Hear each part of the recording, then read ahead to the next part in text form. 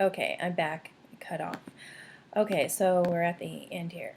Since I have introduced the story and the author in the post, and I'm only using one source, which is the Chris O'Bonney's story, and no other, I do not have to mention the name of the story anymore.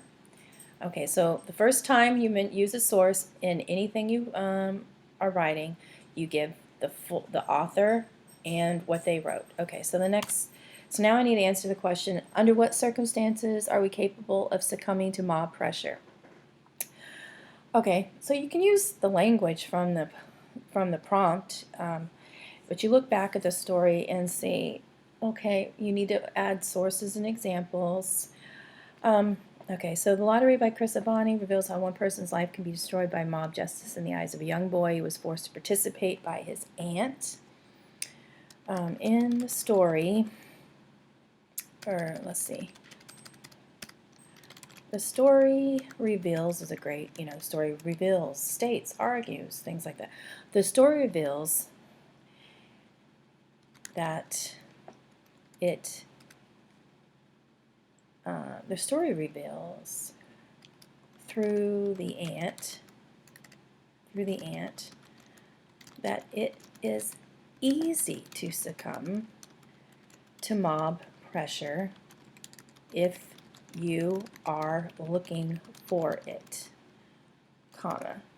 Okay, so I'm introducing a quote because if you look on the page 199, if we have the same book, it says, thief, thief, thief, paragraph 3. It was picked up slowly as if the drizzle that afternoon dampened the scent of blood. My aunt froze and faced the sound, nose sniffing the air like a lioness sensing prey. So this is the quote that I want to use. Now you might use something different. So I'm going to write that down real quick. My aunt froze and faced the sound, nose sniffing the air like a lioness sensing prey. Okay, now, so I have my quote in quotation marks. When I'm citing, I'm putting in quotation marks. Now, I don't have to give the author again. I've already given him, but I do need the page number, not the paragraph number, the page number. So the page for this is 199. Oops. So I'm going to put that in parentheses, or the parenthetical citation, that's a technical term, and put it there. Okay, so I have my quote. Now, every time you quote something, you need to, the first thing you do is now put it in your own words. Okay, this quote shows us that if a person has the attitude of a a lioness sensing prey, has the attitude, or let's see, is willing and looking for someone vulnerable, then when a mob arises, they are ready to pounce. They are ready to pounce on the victim. Let's just say. So I'm putting that in my own words, right? Okay, so the next thing, I kind of messed this up, but the next thing I would do is now tell us how this proves your point. Let's see. So, let's see. Young boy, some mob pressure, you're looking for it.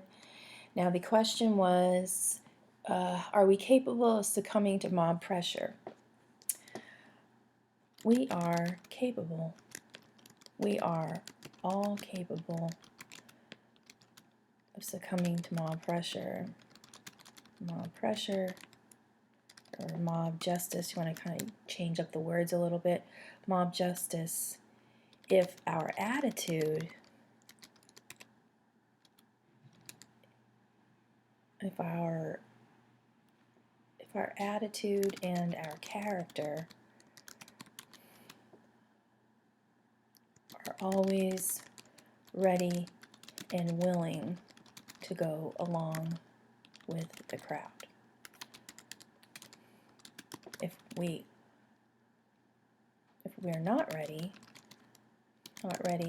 then when mob pressure arises, we won't fall for it. We won't fall for it. For example, another character in the story, what does he do? Remember the man, he tried to stop it and no one listened. Let's see.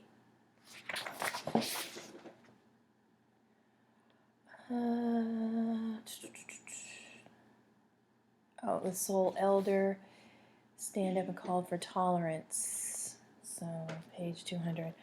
For example, another character in the story stood up and called for tolerance.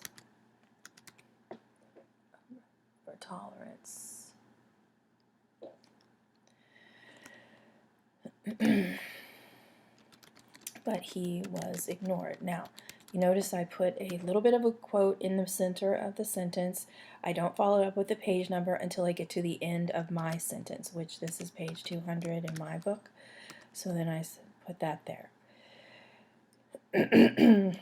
Now, so I believe, I'm just going to, I believe that if we have, that's my dog and she's very small so she sounds big. Lily!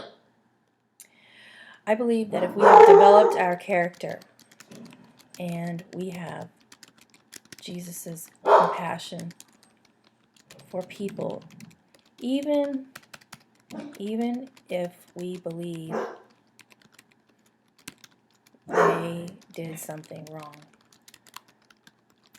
we would never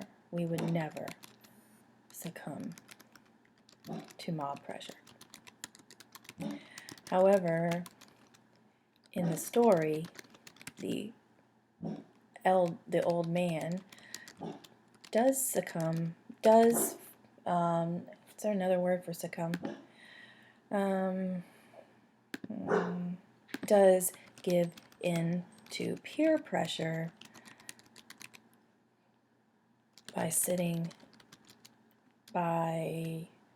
down and not getting the police. And I believe that was on page 199.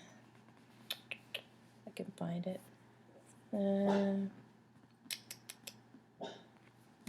See, this is why you kind of annotate your book or take notes first before you start this. So, 200, page 200. There we go. And so I can give the quote for that, but I don't really have to. Okay.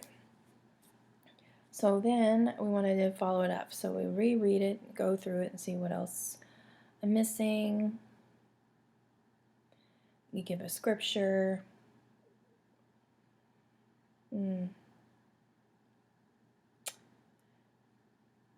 Okay, so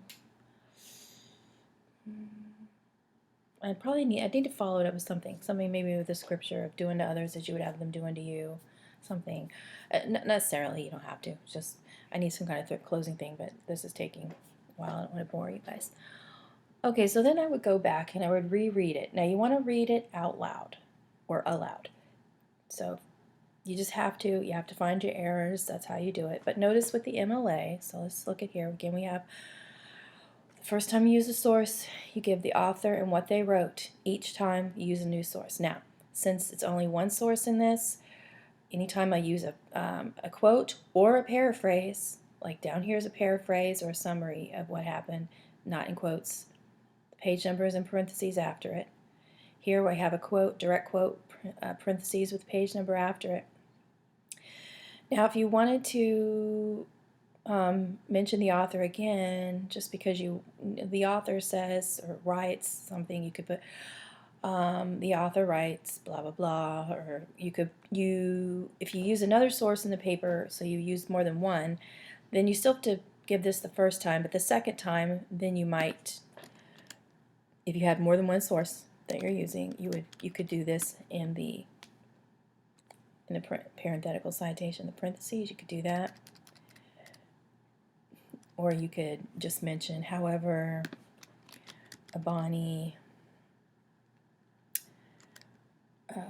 writes in the story that the old man does give in to peer pressure eventually by sitting down and not getting the police, and blah, blah, blah, etc., etc., etc. Okay. Okay, anyway, I hope that helps. Hopefully you can watch this, and that'll help you with a little bit of your MLA. So, back to the I take your point. So here, we're kind of, so if I was going to respond to this post, then I would, for the I take your point, I would kind of, let me come back down here. So I take your point. You don't have to write this, I'm just, example. Then I would say, oh, Mary, I agree with you that blah. Then I would find a quote that I agreed with, that if a person is willing, they're ready to pounce on the victim. So I might do that. I agree with you that blank, blank, blank, and the victim. However, I also think, blah, blah, blah. Or, or you might put, I agree with you here, however, I disagree in this area because, then you come up with the because. I disagree and this is why, and you try to really kind of be insightful with what they said, so when you're doing responses, it should definitely be 3 to 4 sentences. At least half of what the original post was, is what I would think. So that's an example. Anyway, I hope you enjoyed my little webinar that's in 2 parts because I don't know how to use my equipment apparently. All right, you guys have a blessed day. Bye.